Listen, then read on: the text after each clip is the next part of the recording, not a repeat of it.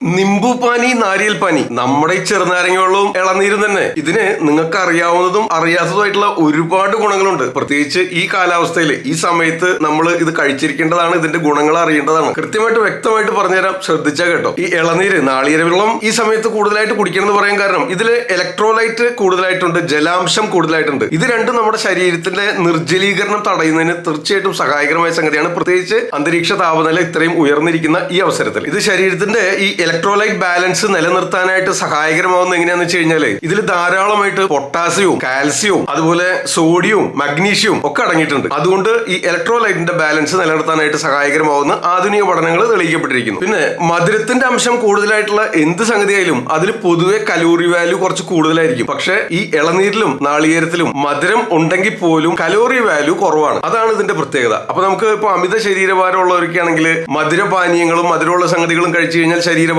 കൂടും. അതല്ലെങ്കിൽ അമിതമായിട്ടുള്ള പ്രമേഹം ഉള്ളവരൊക്കെ ആണെങ്കിൽ മധുരം കഴിച്ചു കഴിഞ്ഞാൽ പ്രമേഹം കൂടും എന്നൊക്കെ പറഞ്ഞിട്ടില്ലേ. അത്തരക്കാർക്കും നമുക്ക് ഇളനീര് ചെറിയ തോതിലൊക്കെ, പ്രമേഹത്തിന്റെ കാര്യം അതിന്റെ അളവിനനുസരിച്ചിരിക്കും കേട്ടോ, നിങ്ങൾ തീർച്ചയായിട്ടും പരിശോധിക്കണം, എന്നിട്ട് വേണം തീരുമാനിക്കാൻ. താരതമ്യേന കുറവാണെന്ന് അർത്ഥം. കലോറി വാല്യൂ കുറവായതുകൊണ്ട് മധുരമുള്ള പാനീയമാണെങ്കിൽ പോലും ഇതിൽ ധാരാളം ജലാംശവും അടങ്ങിയിട്ടുള്ളത് കൊണ്ട് ഈ നിർജ്ജലീകരണം തടയുന്നതിന് തീർച്ചയായിട്ടും സഹായകരമായിട്ടുള്ള ഒരു സംഗതിയാണ്. പിന്നെ അടുത്തായിട്ട് ഇളനീരിനെ പറ്റി പറയുമ്പോൾ ധാരാളം ആന്റി ഓക്സിഡൻസ് അടങ്ങിയിട്ടുള്ള ഒരു സംഗതിയാണ്. ഇത് നമ്മുടെ ഓക്സിഡേറ്റീവ് സ്ട്രെസ് കുറയുന്നതിനും അതുപോലെ രോഗപ്രതിരോധ ശേഷി വർദ്ധിപ്പിക്കുന്നതിനും സഹായകരമാവുന്നുണ്ട്. നാളികേരത്തില് ധാരാളം നാരുകൾ അടങ്ങിയിട്ടുള്ളതുകൊണ്ട് ഫൈബർ ധാരാളമായിട്ടുള്ള ഒരു സംഗതിയാണ്. അപ്പൊ അതുകൊണ്ട് തന്നെ ദഹനേന്ദ്രിയ വ്യൂഹവുമായി ബന്ധപ്പെട്ടുണ്ടാകുന്ന തകരാറുകൾ ക്രമീകരിക്കുന്നതിന് സഹായകരമാവുന്നുണ്ട്. അതായത് ദഹന സംബന്ധമായ പ്രശ്നങ്ങളുള്ളവർക്കും നാളികേരം അല്ലെങ്കിൽ ഇളനീര് ഉപയോഗിക്കാവുന്നതാണ് അർത്ഥം. ദഹനത്തെ ശക്തിപ്പെടുത്തുന്നതിന് സഹായകരമാവുന്നുണ്ട്. അതുപോലെ ഏറ്റവും പ്രധാനപ്പെട്ട മറ്റൊരു സംഗതിയാണ് കിഡ്നി രോഗവുമായിട്ട് അല്ലെങ്കിൽ മൂത്രനാളി സംബന്ധമായ രോഗാവസ്ഥകളുള്ള ഒരു പേഷ്യൻസ് നമ്മുടെ അടുത്ത് വരുന്ന രോഗികൾക്ക് അറിയാം. ഞാൻ നിത്യേന പതിവായിട്ട് ഒരു ഇളനീരെങ്കിലും കുടിക്കാനായിട്ട് നിർദ്ദേശിക്കാറുണ്ട്. കാരണം ഈ കിഡ്നിയുടെ ആരോഗ്യത്തിനും അതുപോലെ മൂത്രനാളി സംബന്ധമായ രോഗാവസ്ഥകൾ ശമിക്കുന്നതിനും, പ്രത്യേകിച്ച് കിഡ്നി സ്റ്റോൺ, മൂത്രാശയ കല്ലുമായി ബന്ധപ്പെട്ട് വരുന്ന രോഗാവസ്ഥകളെല്ലാം ഇളനീര് പതിവായിട്ട് സേവിക്കുന്നത് വളരെ വിശേഷമാണ്. ഇനി നമ്മുടെ നാരങ്ങാനീരിന്റെ ഗുണങ്ങൾ പറയുകയാണെങ്കിൽ നാരങ്ങാനീര് വളരെ വിശേഷപ്പെട്ട ഒരു സംഗതിയാക്കി മാറ്റുന്നത് എന്താണെന്ന് വെച്ചാൽ ഇതിൽ ധാരാളം വൈറ്റമിൻ സി അടങ്ങിയിട്ടുണ്ട്. വൈറ്റമിൻ സി ധാരാളമായിട്ട് അടങ്ങിയിട്ടുള്ളതുകൊണ്ട് രോഗപ്രതിരോധ ശേഷി വർദ്ധിപ്പിക്കുന്നതിന് സഹായകരമാവുന്നുണ്ട്. നമ്മുടെ ശരീരത്തിന്റെ ഇമ്മ്യൂണിറ്റി നിലനിർത്തുന്നതിന് സഹായകരമാവുന്ന അർത്ഥം. അതുപോലെ ഇതിന് ഈ അമ്ലരസമാണ് ചെറുനാരങ്ങയ്ക്ക്. അതുകൊണ്ട് തന്നെ ദഹനം ശക്തിപ്പെടുത്തുന്നതിന്, ദഹനേന്ദ്രിയ വ്യൂഹത്തെ ഉത്തേജിപ്പിക്കുന്നതിന്, ദഹനം ക്രമപ്പെടുത്തുന്നതിന്, ദഹനക്കേട് കൊണ്ടുണ്ടാവുന്ന പുളിച്ചു തേട്ടലും വയറുവീർപ്പും ഇത്തരം പ്രശ്നങ്ങളുണ്ടല്ലോ, ഇതൊക്കെ ശമിക്കുന്നതിന് സഹായകരമാവുന്നുണ്ട്. ദഹനം മെച്ചപ്പെടുത്തുന്നു, അത് തന്നെ സംഗതി. ചെറുനാരങ്ങയുടെ മറ്റൊരു പ്രത്യേകത ഇതിന് അമ്ലരസമാണ്. അമ്ലത്വം ഉണ്ട്, ശരിയാണ്. പക്ഷെ എന്നിരുന്നാൽ പോലും ഒരു ക്ഷാരഗുണം, ഒരു ആൽക്കലൈൻ എഫക്ട് കാണിക്കുന്നതുകൊണ്ട് ഈ അസിഡിറ്റി നിയന്ത്രിക്കുന്നതിന് സഹായകരമാവുന്നുണ്ട് ഇൻഡയറക്ട്ലി. അതാണ് ചെറുനാരങ്ങയുടെ പ്രത്യേകത. അതുകൊണ്ട് തന്നെ ശരീരത്തിന്റെ pH വാല്യൂ, ആ സന്തുലിതാവസ്ഥ നിലനിർത്തുന്നതിന് സഹായകരമാവുന്നുണ്ടെന്ന് അർത്ഥം. ഇതിൽ അടങ്ങിയിട്ടുള്ള ചെറുനാരങ്ങയിൽ അടങ്ങിയിട്ടുള്ള ഫ്ലവനോയിഡ്സുകൾക്ക് ആന്റി ഓക്സിഡന്റ് എഫക്ട് ഉള്ളതുകൊണ്ട് രോഗപ്രതിരോധ ശേഷി വർദ്ധിപ്പിക്കുന്നതിന് സഹായകരമാവുന്നുണ്ട്. ഫ്രീ റാഡിക്കൽസിനെ നിർവീര്യമാക്കുന്നതിന് സഹായകരമാവുന്നുണ്ട്. അതുപോലെ തന്നെ നമ്മുടെ ശരീരത്തിന്റെ ചയാപചയ പ്രവർത്തനങ്ങൾ വഴി അതല്ലെങ്കിൽ തെറ്റായ ഭക്ഷണ രീതിയോ ജീവിത രീതിയോ വഴി ഉണ്ടാകുന്ന ഇൻഫ്ലമേഷൻ, നീർക്കെട്ടിനെ ഇല്ലാതാക്കുന്നതിനും ചെറുനാരങ്ങ സഹായകരമാവുന്നുണ്ട്. അതുപോലെ തന്നെ ചെറുനാരങ്ങയിലുള്ള വൈറ്റമിൻ സിയും ആന്റി ഓക്സിഡൻസും കൊളാജൻ ഉൽപാദനത്തിന് സഹായകരമാവുന്നുണ്ട് എന്നുള്ളതുകൊണ്ട്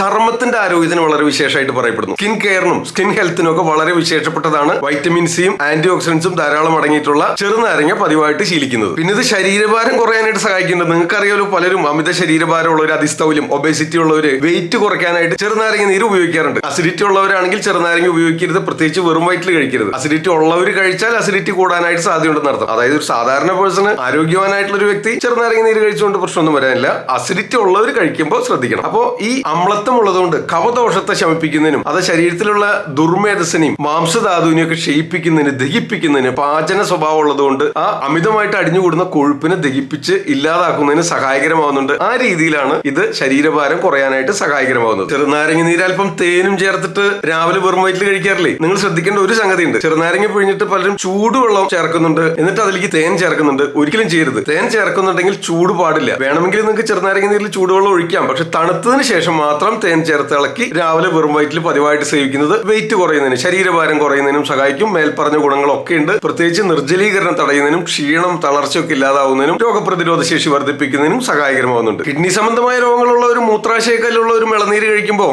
അതെങ്ങനെ കഴിക്കേണ്ടത് വെച്ച് കഴിഞ്ഞാൽ ഇളനീര് ഒന്ന് പൊട്ടിച്ചിട്ട് അതിലേക്ക് ഒരു 2 ഏലക്കായ തൊലിയോട് കൂടെ ഒന്ന് ചതച്ച് ഒരു രാത്രി മുഴുവൻ ഇട്ട് വെക്കുക. എന്നിട്ട് പിറ്റേന്ന് രാവിലെ കഴിക്കാം. ഇനി അതല്ലെങ്കിൽ രാവിലെ പൊട്ടിച്ച് ഈ ഏലക്കായ 2 മതി, അത് ചതച്ച് അതിൽ ഇട്ട് വെക്കുക. വൈകിട്ട് ഉച്ച തിരിഞ്ഞ് കുടിക്കുക. ഓക്കെ, ആ ഏലക്കായ ചവച്ചരച്ച് കഴിക്കുക. മീത ഇളനീര് കഴിക്കുക. ഇളനീരിന്റെ കാമ്പും കഴിക്കാം. ഇത് കിഡ്നി സ്റ്റോൺ, മൂത്രാശയക്കല്ലോ, മൂത്രാശയ നാളിയുമായി ബന്ധപ്പെട്ടുണ്ടാകുന്ന രോഗാവസ്ഥകൾ, കിഡ്നിയുമായി ബന്ധപ്പെട്ടുണ്ടാകുന്ന രോഗാവസ്ഥകൾ പ്രമേഹങ്ങൾക്കൊക്കെ വിശേഷമാണ്. പ്രമേഹമുള്ളവര് പതിവായിട്ട് കഴിക്കുന്നുണ്ടെങ്കിൽ പ്രമേഹം പരിശോധിക്കണം. പ്രമേഹം കൂടുന്നുണ്ടെങ്കിൽ ഉപയോഗം നിയന്ത്രിക്കണം. ഈ ചെറുനാരങ്ങ നീരും ഇളനീരും ഈ ചൂട് കാലാവസ്ഥയിൽ ശരീരത്തിലെ നിർജ്ജലീകരണം തടയുന്നതിന്, ശരീരത്തിന്റെ ഉണ്ടാകുന്ന ക്ഷീണം, തളർച്ച എല്ലാം നിയന്ത്രിക്കുന്നതിന് ഈ പറഞ്ഞ ഗുണങ്ങളെല്ലാം ഉണ്ട്. ഇതിന് ചർമ്മത്തിനും നല്ലതാണ്, ശരീരഭാരം കുറയാനും നല്ലതാണ്. രണ്ട് കാര്യങ്ങൾ ശ്രദ്ധിക്കേണ്ടത്: ചെറുനാരങ്ങ അസിഡിറ്റി ഉള്ളവർ ഉപയോഗിക്കുമ്പോൾ ഒന്ന് ശ്രദ്ധിക്കുക, അതുപോലെ ഇളനീര് അമിതമായിട്ടുള്ള പ്രമേഹമുള്ളവരും ഉപയോഗിക്കുമ്പോൾ ഒന്ന് ശ്രദ്ധിക്കുക. രണ്ടും കൂടാനായിട്ട് സാധ്യതയുണ്ട്. ചെറുനാരങ്ങനെയും ഇളനീരിനെയൊക്കെ പറ്റി നമ്മൾ മുൻപ് വീഡിയോകൾ ചെയ്തിട്ടുണ്ട്. അതിന്റെ ലിങ്ക് ഒക്കെ ഇവിടെയും കൊടുക്കാം, നിങ്ങൾക്ക് കയറി കാണാവുന്നതാണ് കേട്ടോ. തീർച്ചയായിട്ടും ഉപകാരപ്പെടും. എന്നിട്ട് എല്ലാവർക്കും ഷെയർ ചെയ്ത് കൊടുത്തോളൂ. ഞാൻ ഡോക്ടർ സേവ്യർ, മറ്റൊരു വീഡിയോയിൽ വീണ്ടും കാണാം. ആദ്യം ആയുർവേദം.